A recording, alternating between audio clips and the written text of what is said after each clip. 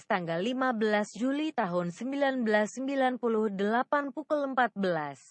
Sejumlah tokoh perempuan yang dipimpin Prof. Saparina Sadli berkumpul di sana menemui Presiden B.J. Habibie. Kepada sang presiden, mereka menyampaikan laporan dan temuan tim relawan terkait kekerasan terhadap para perempuan selama kerusuhan 13-15 Mei tahun 1998. Habibie yang semula diliputi keraguan berubah setelah ikut disodorkan sejumlah foto para korban. Saya ingat sekarang, seorang keponakan saya, seorang dokter, pernah menceritakan hal serupa. Saya percaya Anda sekalian, keponakan saya tidak akan berbohong kepada saya. Respons Habibie kemudian seperti ditulis Dewi Anggraeni dalam buku Tragedi 1998 dan lahirnya Komnas Perempuan yang dikutip Detikom, Sabtu, tanggal 13 Mei tahun 2017.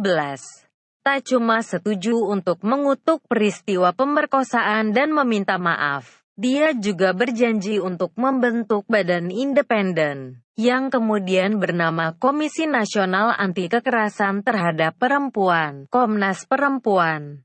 Staf ahli Presiden Letnan Jenderal Sintong Panjaitan yang mendampingi Habibie terkejut, "Pak, apakah hal ini tak perlu dibahas di rapat dulu?" ujarnya mengingatkan. Tapi Habibie berkeras, "Can I have my own opinion?" Saya kebetulan setuju dengan ibu-ibu tokoh masyarakat ini. 19 tahun kemudian, tepatnya Senin, tanggal 8 Mei tahun 2017, Habibie kembali menunjukkan atensi khusus terhadap tragedi Mei tahun 1998.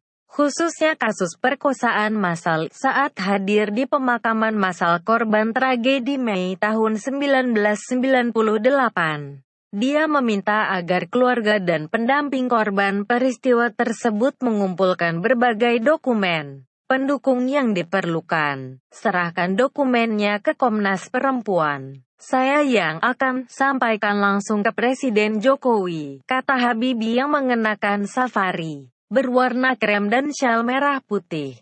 Entah dokumen apa lagi yang terkumpul, hanya saja pada Menteri Pemberdayaan Perempuan Metia Hatta pernah menyerahkan sejumlah dokumen terkait kejahatan seksual pada kerusuhan Mei tahun 1998 kepada Jaksa Agung Hendarman Supanji.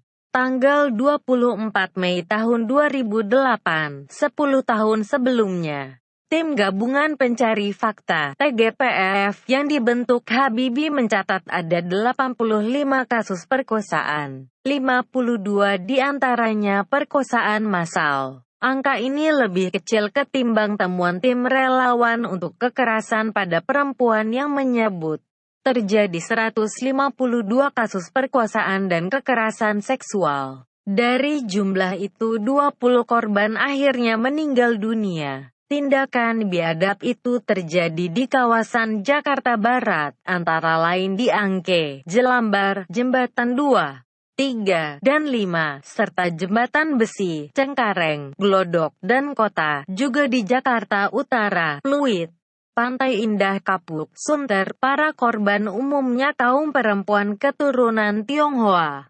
Sekalipun demikian, temuan lapangan itu rupanya masih dinilai belum cukup. Ranah hukum cenderung berbelit karena punya logika dan prosedur tersendiri yang rigid. Boleh jadi bagi kebanyakan orang awam serasa tak punya empati kepada korban dan keluarganya, bila prosedur yang diperlukan tak dipenuhi. Segala hasil penyelidikan yang didapat dengan tingkat kesulitan tertentu tetap cuma dianggap sebagai asumsi. Hendarman, misalnya, saat menerima dokumen dari Metia Hatta tegas menyatakan pihaknya masih perlu kesaksian dari korban untuk membuktikan ada atau tidaknya kejahatan seksual itu. Kalau tidak ada bagaimana, harus ada korban yang bercerita. Kalau orang mati juga harus ada visum. Alat bukti itu yang harus bicara sehingga yang namanya asumsi itu benar adanya, papar dia. Argumentasi serupa juga berlaku untuk kasus kematian 4 mahasiswa Trisakti maupun aktor-aktor utama yang menggerakkan kerusuhan 13–15 Mei tahun 1998. Pendahulu Hendarman, Abdul Rahman Soleh tegas menyatakan untuk bisa mengusut tragedi Mei secara hukum mekanismenya panjang dan berbelit, harus ada keputusan politik DPR, tulisnya dalam memoir, bukan kampung maling, bukan desa Ustadz.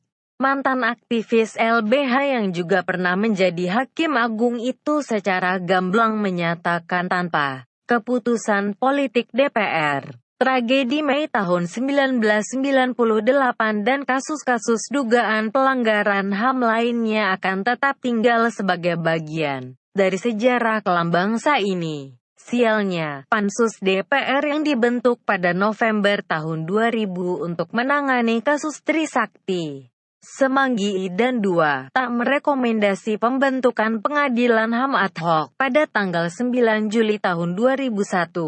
Pandana Baban selaku ketua pansus kala itu menyampaikan rekomendasi bahwa ketiga kasus tersebut ditindaklanjuti melalui pengadilan umum militer, bukan pengadilan ad hoc. Ketua Komnas HAM Imdadun Rahmat pun mengakui penyelesaian melalui jalur yudisial membutuhkan dukungan politik pemerintah dan DPR guna membentuk peradilan ad hoc.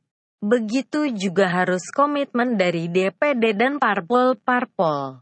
Mungkin karena menyadari peliknya prosedur formal yang harus dilalui, para pembantu Presiden Joko Widodo sempat melontarkan wacana agar penyelesaian berbagai kasus tersebut melalui jalur non-yudisial dan rekonsiliasi. Sebagai upaya menuju ke arah itu, pemerintah berencana membentuk Dewan Kerukunan Nasional. Dewan ini menggantikan peran Komisi Kebenaran dan Rekonsiliasi Nasional yang sudah ditolak pembentukannya oleh Mahkamah Konstitusi. Wacana ini pun mengempis karena tak mendapatkan respons positif dari pihak-pihak terkait. Padahal menempuh jalur formal yudisial, menurut Menko Polhukam Wiranto prosedurnya sangat berliku. Cari saksi susah, cari bukti susah. Kadang-kadang orang diminta jadi saksi juga tidak mau lagi. Banyak hambatan itu yang tidak bisa kita sebutkan satu persatu di masyarakat, katanya. Alhasil, selama tidak ada titik temu di antara para pihak, penyelesaian kasus ini sepertinya akan hanya menjadi wacana tak bertepi.